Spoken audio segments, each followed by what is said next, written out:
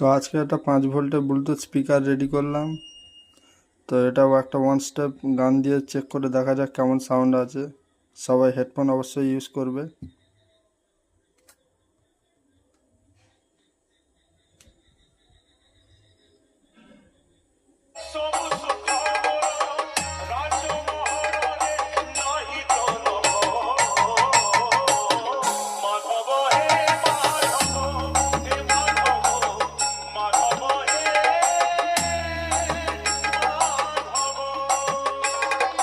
DJ Rajib remix সাততেছিয়া Jhikra say.